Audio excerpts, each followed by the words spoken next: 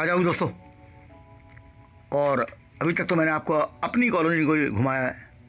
आज मेरी कॉलोनी के आसपास जो और कॉलोनियाँ हैं, मैं आपको दिखाना चाहता हूँ कि सब जगह एक व्यवस्थित तरीके से घर बने हुए हैं।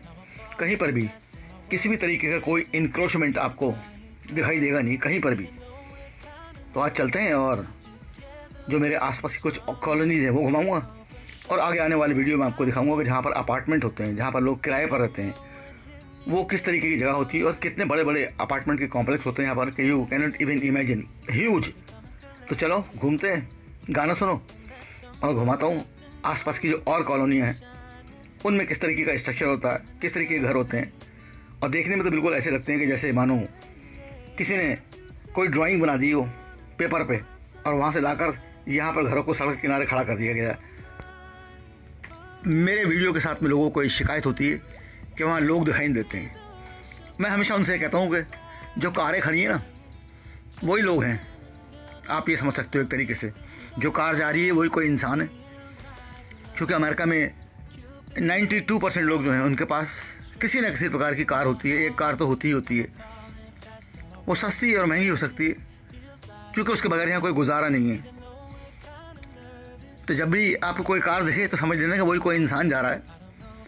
और रही बात पैदल आते जाते लोगों की दिखाई देने की, अभी आपने एक ये पीला सा वो खड़ा हुआ देखा था ना, एक स्ट्रक्चर। तो यहाँ पर लोग ऐसे करते हैं, जहाँ पर बच्चे ज़्यादा होते हैं, अपने घरों के सामने वो साइन लगा देते हैं एक बच्चे का। अभी आगे भी दिखाई देगा, आप देखना, ताकि जो कार वाला आ रहा हो उसको पहले से पता लग जाए कि यहाँ पर बच्चे खेल रहे हैं या बच्चे हैं। तो वो पहले से अपनी कार को धीमी कर लेते हैं लोग जब वो साइन देखते हैं। अभी नोटिस करना, आपको कहीं दिखाई देगा वो साइन। और ये देखो आ रहा है एक, ये पीले रंग का झंडा ले खड़ा हुआ था ना, तो ये यहाँ पर बच्चे होंगे ज़्यादा, इसी लोग साइन लगा देते हैं। तो लोग उसका फिर पहले से प्रिपेयर हो जाते हैं, धीमे कर लेते हैं अपनी गाड़ी को। अभी देखो वो सीधे हाथ पे वो खड़े हुए हैं, दो और बच्चे खड़े ना फुटपाथ के ऊपर। ये कॉमन सी एक प्रैक्टिस है यहाँ पर। और आपको घरों के सामने एक चौड़ा सा पट्टा दिखाई दे रहा होगा हर घर के सामने। तो यहाँ पर जो घर बनते हैं उनमें गैराज का होना ही होना होता है, ज़रूरी है गैराज। ये कार के सामने देखो, आप दिखाई दे रहा है कार के सामने, और यहाँ ये देखो दिख रहा है आपको। तो कोई भी घर यहाँ पर देखो, ये सफ़ेद दिखाई दे रहा है, कोई भी घर यहाँ पर ऐसा नहीं होता है जिसमें गैराज ना हो। ये अलग बात है कि गैराज का इस्तेमाल जो है बहुत सारे लोग कार खड़ी करने के लिए करते हैं, और बहुत सारे गैराज को एक स्टोर हाउस की तरह इस्तेमाल करते हैं। जो छोटे फैमिली होते हैं, एक या दो लोग वाले, वो अपनी कारों को गैराज के अंदर खड़ा करते हैं। और जिनका बड़ा फैमिली होता है, उनके पास बहुत सारा ऐसा घर का सामान होता है जो यूज़ में नहीं आता है, उसको वो लोग गैराज में खड़ी करते हैं और गाड़ी तब अपनी ड्राइववे में खड़ी कर लेते हैं। तो हर घर के सामने ड्राइववे होना एक यहाँ पर ज़रूरी चीज़ है, उसके बगैर घर बनता ही नहीं है यहाँ पर। इसके अलावा ये कि घरों के बाहर खड़े होना, पड़ोसियों से मिलना जुलना, इस प्रकार का कोई कल्चर है नहीं यहाँ पर। ऐसा नहीं कि लोग मिलते नहीं हैं अपने पड़ोसियों से, लेकिन वो बहुत रेयर होता है। बहुत रेयर ऐसा होता है कि कभी आप खड़े होकर अपने पड़ोसी से बातें कर रहे हो या हंसी मजाक कर रहे हो। बहुत सारी जगहों पर तो ऐसा होता है कि लोग सुबह सुबह पार्कों में जाते हैं घूमने के लिए, ताज़ी हवा में सांस लेने के लिए। लेकिन यहाँ पर पॉल्यूशन के नाम पर कुछ भी नहीं है। मतलब ना तो ध्वनि पॉल्यूशन या ध्वनि प्रदूषण, और ना ही वायु प्रदूषण, और ना जल प्रदूषण। किसी भी तरीके का कोई प्रदूषण नहीं है। तो बहुत कम लोग जो हैं वो, बहुत कम लोग वो आपको घूमते हुए दिखाई देंगे। आमतौर से या तो अपना कुत्ता घुमा रहे हैं या फिर जॉगिंग करते हुए बेशक आपको कुछ लोग दिखाई दे जाएंगे।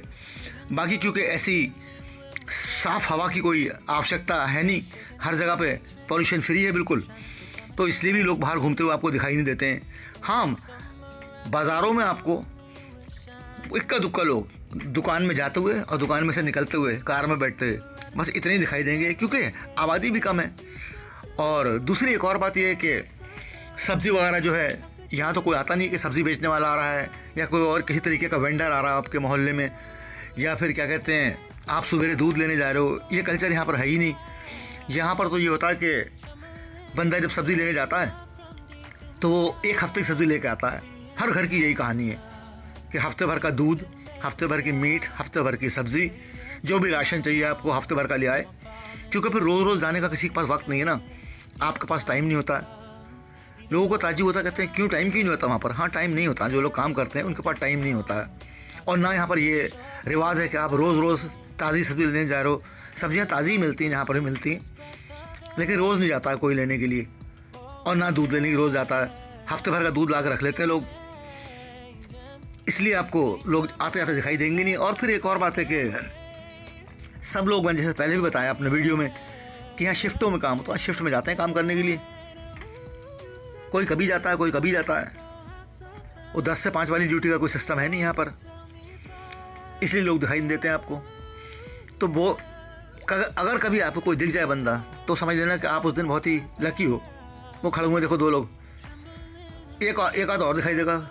मैं इतने बड़े एरिया में घूम रहा हूँ, लेकिन लोगों के नाम पर आपको गाड़ियाँ दिखाई देंगी। और मैं हमेशा कहता हूँ यही लोग हैं जो खड़े हुए हैं गाड़ियाँ जो खड़ी हैं ना, वही लोग हैं। तो यार यहाँ पे एक तरीके से बहुत सारे लोगों को ये इसी चीज़ को लेके वो बहुत ही नेगेटिव कमेंट करते हैं कि ऐसे कैसे रह लेते हैं लोग इस तरीके के माहौल में जहाँ पर कोई लोग ही नहीं दिखते हैं। वो डिपेंड करता ना, जब आप अमेरिका आ जाते हो तो उसके बाद में इट बिकम्स योर हैबिट। ये कॉन्डोज बने हुए हैं, इसके बारे में बताऊँ कभी क्या होते हैं कॉन्डोज।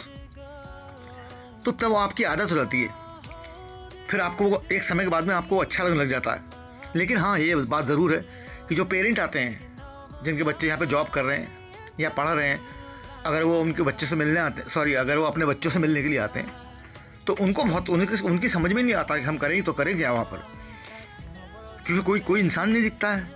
तो वो लोग बहुत बोर हो जाते हैं। लेकिन जो लोग यहाँ पर रहते हैं उनकी फिर आदत पड़ जाती है। और फिर वक्त भी तो है ना, वक्त के साथ साथ आप सीख जाते हो, आप ढल जाते हो उसी माहौल में, फिर आपको कुछ भी नहीं लगता। मैं सच बता रहा हूँ, आप कहोगे कि मैं ऐसी बात बोल रहा हूँ। जब लोग यहाँ पर रहने लग जाते हैं और मान लो 7-8 साल के बाद जब वो जाते हैं इंडिया, तब जब वो इंडिया जाते हैं, और ये एक सच्चाई है जब मैं आपको बता रहा हूँ, आप इसको अन्यथा या अदरवाइज़ मत लेना। जब वो एयरपोर्ट से बाहर निकलते हैं और वहीं उसी शहर में जहाँ पर वो रहे होते हैं वहाँ जा रहे होते हैं कार में बैठ के, तो इतनी भीड़ पहाड़, हॉर्न की आवाज़ें देख के मतलब उनका दिल घबराने लग जाता है। अगर आप यहाँ रहते हो विदेशों में, और अभी 5-7 साल के बाद यहाँ रहने के आप जब गए होगे, जिस भी देश में रहते हो, आप पाकिस्तान में रहते हो, आप श्रीलंका में रहते हो, आप नेपाल में रहते हो, तो आप मेरी इस बात को एक्सेप्ट करोगे कि तब आपको बहुत ही अजीब सा लगता है इतना शोर। क्योंकि इतने सालों में यहाँ रहने के बाद में शोर शराबा सुनने की तो आपकी आदत ख़त्म हो गई होती। क्योंकि यहाँ पर किसी प्रकार का भी शोर शराबा, किसी भी प्रकार का, जब मैं कह रहा हूँ तो यहाँ पर नहीं होता है। ना तो धर्म के नाम पर, ना किसी त्यौहार के नाम पर, ना किसी इलेक्शन में, ना किसी पॉलिटिकल पार्टी की रैली। यहाँ पर इस तरीके की चीज़ों की कोई इजाज़त नहीं होती है। कि यहाँ पर मंदिर भी हैं, मस्जिद भी है, चर्च भी है, गुरुद्वारे भी हैं, लेकिन आपको धार्मिक स्वतंत्रता है, आपको मानने की आज़ादी है, लेकिन अपने धर्म के नाम पर आस पड़ोस को या लोगों को परेशान करने की कोई भी आज़ादी नहीं है। तो किसी प्रकार का भी शोर शराबा आप नहीं कर सकते हो। अपनी पूजा पद्धति जो है आप करो अपने धार्मिक स्थल के अंदर, लेकिन बाहर नहीं। अभी तक तो ऐसा है यहाँ पर कि ऐसा कोई इजाज़त नहीं है। और अगर आप पूरे पश्चिमी जगत की बात करो तो अमेरिका में जो है, क्योंकि ज़मीन बहुत है, लैंड एरिया बहुत बड़ा है, एक बहुत बड़ा देश है, इसलिए मोहल्लों में भी सड़कें होती हैं वो बहुत चौड़ी चौड़ी होती हैं। और यूरोप में ऐसा नहीं है। यूरोप में पार्किंग की भी बहुत प्रॉब्लम होती है, यहाँ पर तो खुली पार्किंग होती है सब जगह। तो आज के लिए इतना ही। और एक खुशखबरी है तुम लोग के लिए जो मेरे वीडियो देखते हैं यूट्यूब के, कि मैं 25 तारीख को जा रहा हूँ कैलिफोर्निया। कहाँ जा रहा हूँ कैलिफोर्निया में, ये आपको वहाँ जाने के बाद ही पता लगेगा। आज के लिए इतना ही। और जो मेरा यूट्यूब का फैमिली वो जानता है कि जब मैं वीडियो छोड़ता हूँ तो क्या कहता हूँ। जाने से पहले वही बात, मेरे यार शब्बा खैर, बाय गाइस, टेक केयर। बहुत जल्दी आपको कैलिफोर्निया के लॉन्ग और शॉर्ट वीडियो देखने को मिलेंगे। तब तक के लिए टेक केयर।